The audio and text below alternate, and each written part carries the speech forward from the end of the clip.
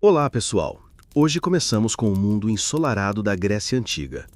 Uma civilização conhecida por sua filosofia, democracia e estátuas que não acreditavam em calças.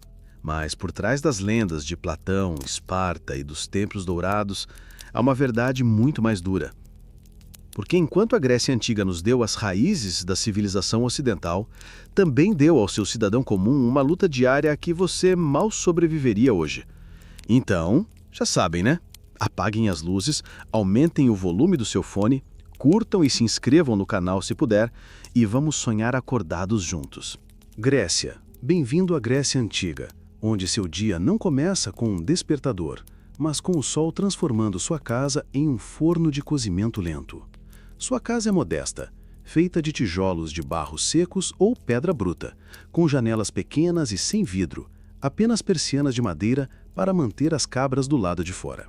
Não há isolamento térmico, nem ventilador de teto, e certamente não existe algo como espaço pessoal, a menos que você conte o canto onde a cabra da família não dorme. Você acorda cedo, não porque é disciplinado, mas porque já está quente demais para ficar deitado. No verão, as paredes de pedra absorvem calor como uma esponja, e ao nascer do sol, sua casinha já está irradiando esse calor de volta para os seus ossos. No inverno, essas mesmas paredes viram um freezer, e você basicamente fica enrolado em um lenço, torcendo para não virar uma estátua de congelamento. Você provavelmente dormiu em um tapete fino ou um colchão de palha, sem travesseiros, apenas um manto enrolado ou, se tiver sorte, seu próprio braço. Ah, e os piolhos podem ter te deixado em paz ontem à noite, ou não. E a rotina de higiene ao acordar, já parou para pensar como era? Então, deixa eu te explicar. Não há água encanada, então sua rotina matinal envolve caminhar até a fonte pública ou, se você mora no campo, carregar água de um poço próximo. Você a transporta em jarros de argila equilibrados nos ombros, enquanto reza silenciosamente para não tropeçar e quebrar uma semana inteira de dor nas costas no chão. Para se limpar, você não toma banho de manhã. Isso fica para o final do dia se acontecer. Você pode lavar o rosto, esfregar um pouco de azeite na pele e depois raspá-lo com um estrigil, uma lâmina curva de metal.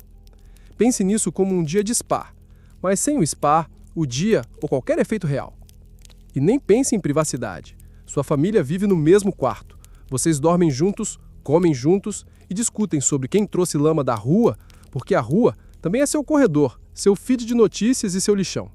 Você nem tomou o café da manhã ainda e já está com dor nas costas, suando, e sua túnica está grudando em lugares onde nenhuma túnica deveria grudar.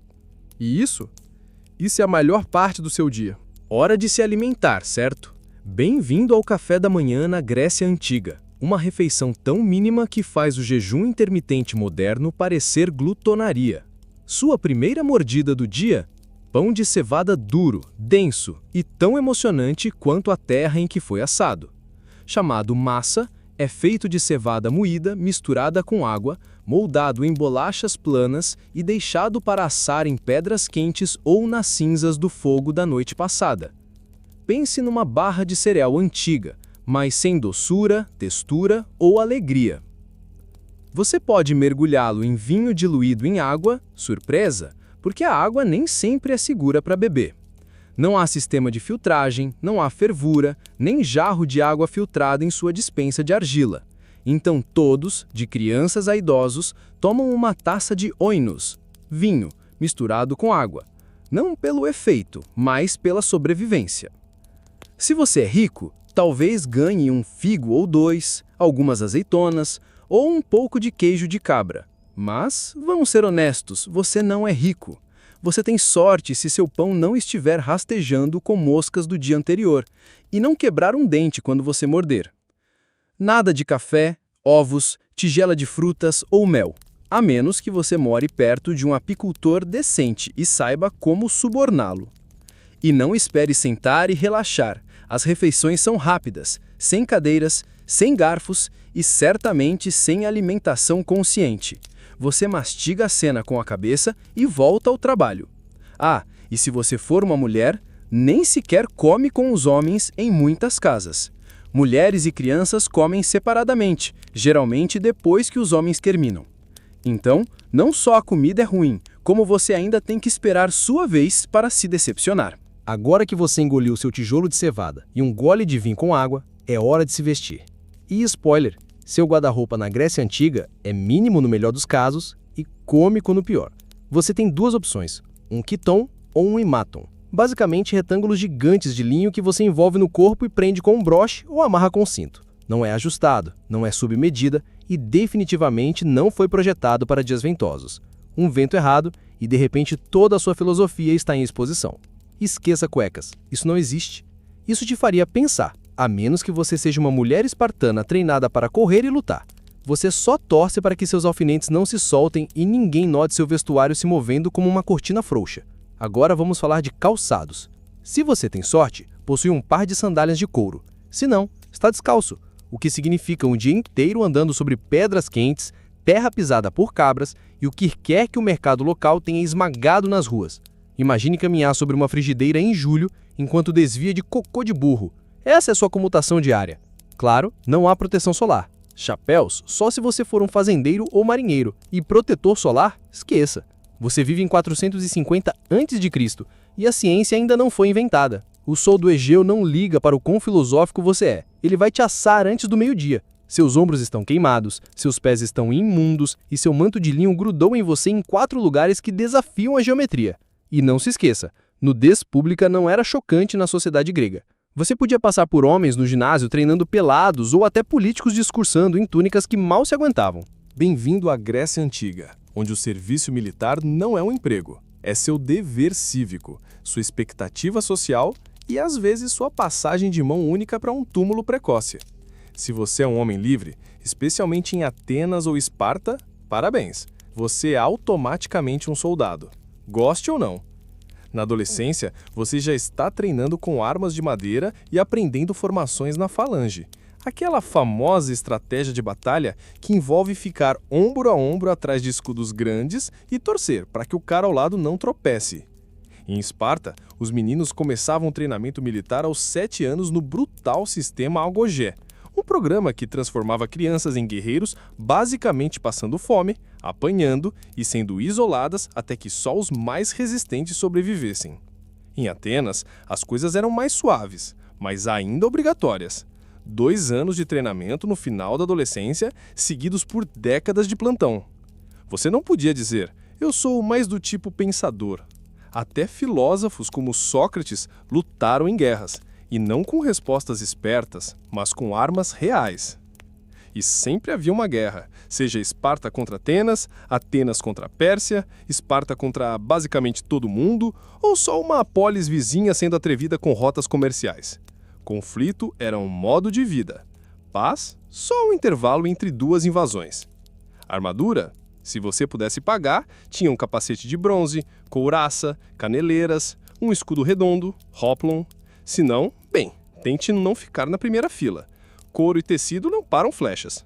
A pior parte, você mesmo tinha que comprar seu equipamento. Isso mesmo, ser soldado era um BYOB, traga seu próprio bronze. Cidadãos mais pobres imploravam, pegavam emprestado ou lutavam com armas leves, o que é grego para mais provável de morrer primeiro. Você sobreviveu à sua maratona teatral trágica e agora entra na Ágora, o coração pulsante da cidade, onde tropeça em um homem sem sandálias, usando um manto e perguntando a estranhos: o que é justiça? Bem-vindo à filosofia. Ela está em todo lugar e não é opcional na Grécia Antiga, especialmente em Atenas. A filosofia era o esporte local e os campeões eram nomes que hoje associamos a ideias revolucionárias: Sócrates, Platão, Aristóteles. Mas na época eram apenas homens excêntricos que falavam muito e faziam os outros se sentirem burros.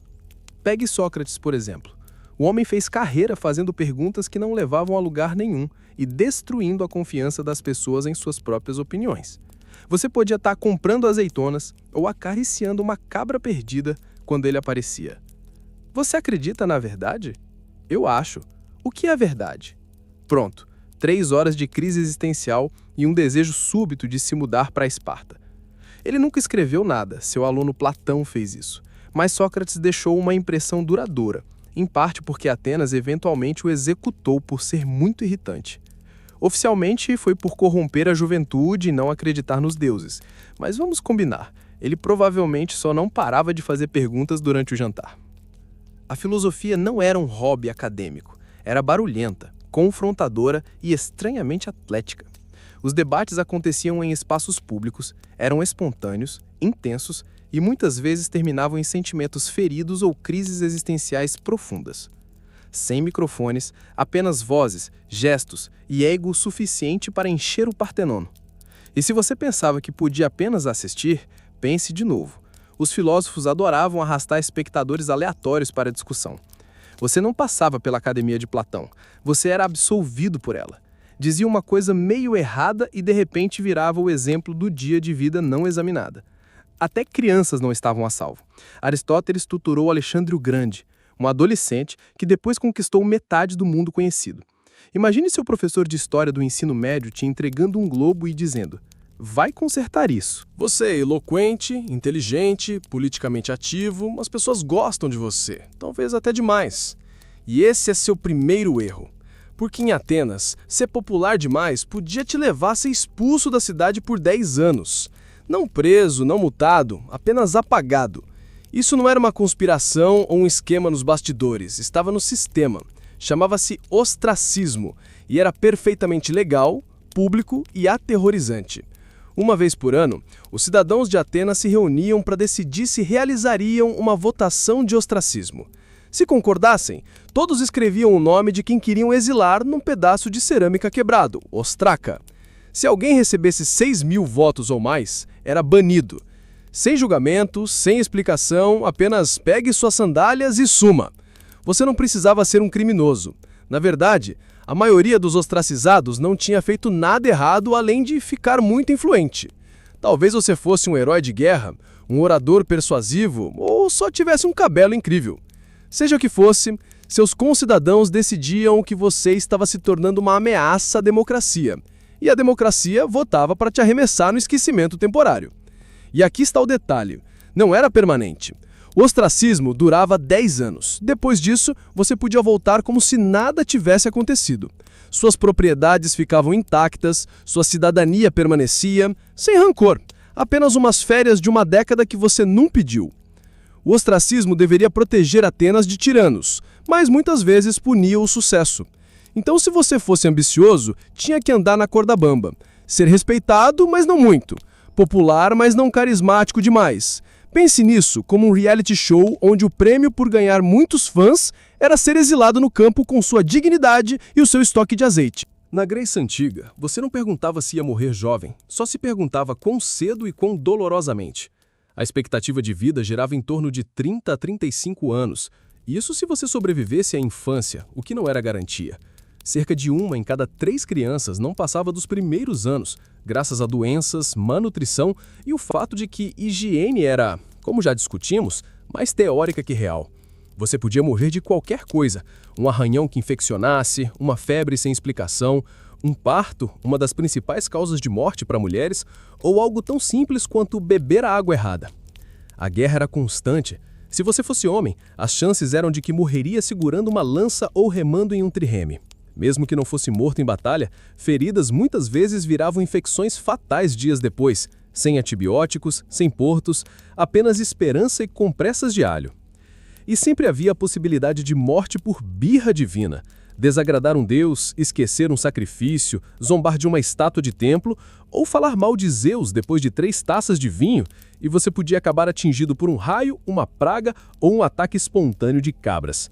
Os ritos funerários eram importantes. Se sua família não pudesse pagar por um funeral adequado com moedas para o barqueiro do submundo e rituais para garantir seu lugar no além, você podia ser jogado fora dos muros da cidade sem marcação e esquecido. Não só isso era trágico, era perigoso espiritualmente. Os gregos acreditavam que almas não enterradas vagavam eternamente, presas entre mundos. A morte não era poética, era diária e não ligava para sua filosofia, sua beleza ou sua linhagem. A religião grega era controle de dano espiritual constante. Esses deuses não eram entidades pacíficas e amorosas, eram tramalhões cósmicos com superpoderes. Esqueça um sacrifício, colheita moinada. Reze errado, navio afunda. Pise no bosque errado, mordida de cobra. Praga? Fome? Escolha seu veneno. Os deuses não só exigiam sua lealdade, exigiam timing perfeito, rituais impecáveis e obediência inquestionável. Você não tinha visitas semanais ao templo, tinha rituais diários, altares domésticos, festivais sazonais e cerimônias cívicas. Cada deus tinha favoritos e rancores. Hera, a deusa do casamento, também era especialista em arruinar a vida de mulheres mortais se Zeus sequer olhasse para elas. E se os olímpicos não fossem suficientes para te deixar nervoso, ainda havia ninfas, sátiros, espíritos, deuses dos rios e monstros espreitando em cada esquina. Entre os grandes guerreiros e reis da Grécia Antiga, Safo, poetisa da ilha de Lesbos, cerca de 630 a.C., não buscava a fama por conquistas, mas sim pela emoção. Ela escrevia sobre amor, ciúme, beleza, desespero, alegria e anseio, capturando momentos fugazes em versos líricos feitos para serem cantados com a lira. Ela foi uma das primeiras poetas do Ocidente a escrever em primeira pessoa, sobre sentimentos profundos. Mais surpreendente, ela escrevia como mulher, para mulheres, sobre mulheres. Em um mundo onde vozes femininas eram confinadas ou abafadas, Safo desafiou o silêncio, não com rebeldia, mas com beleza. Sua poesia não pedia espaço, criava o seu, um universo privado onde a emoção não era fraqueza, mas poder. Ela nomeou as mulheres que amou, confessou seu amor com honestidade cortante. Por exemplo, ela descreveu a sensação de ver uma amada. Parece um deus para mim aquele homem que senta diante de ti e ouve tua doce voz e teu riso amoroso. Ah, isso faz meu coração bater forte. Ela capturou o peso inteiro do amor não correspondido, algo que qualquer ouvinte antigo ou moderno pode entender. Apesar de sua fama inicial, séculos depois, com a ascensão de valores romanos e cristãos, sua poesia foi distorcida, silenciada ou queimada por ser considerada pagã ou imoral, especialmente por seu amor entre mulheres. A história tentou apagar sua homossexualidade, transformando sua paixão em tragédia inventada, como o mito de pular de um penhasco por amor a um homem. Mas sua voz persistiu. No século XIX, seu legado se tornou um símbolo cifrado para a identidade queer, com as palavras sáfico e lésbico derivando diretamente de seu nome e ilha natal. Safo fala algo universal. A emoção que arde sobre as palavras, o tremor de alegria do desejo, a dor da separação, a sacralidade da beleza. Depois de tudo isso, as casas torradas pelo sol, os cafés da manhã de pão de cevada, as bolhas nas sandálias, as guerras, pragas, deuses e trovas caprinos, vamos fazer a pergunta óbvia. Você aguentaria um único dia na Grécia Antiga? Honestamente, não. Você desistiria antes do almoço. O calor, a dieta, a ameaça constante de guerra ou punição divina apagariam aquela fantasia instagramável da toga da sua mente. Você não está acostumada a carregar água antes do café da manhã ou a se agachar sobre um buraco no chão ao lado de uma cabra sagrada. Você sentiria falta da água encanada, da aspirina e do seu direito de reclamar sem ser exilado por um pedaço de cerâmica. Você pode amar a ideia de viver entre estátuas de mármore, filósofos brilhantes e poetas épicos, mas adivinhe, esses eram o 1% da Grécia Antiga. Para todo o resto, era trabalho pesado, direitos limitados e funerais frequentes. Sua democracia? Só se você fosse homem e cidadão. Sua medicina? Alho e esperança. Seus deuses, frequentemente furiosos. Suas redes sociais? Um cara gritando na ágora sobre justiça enquanto balança um peixe.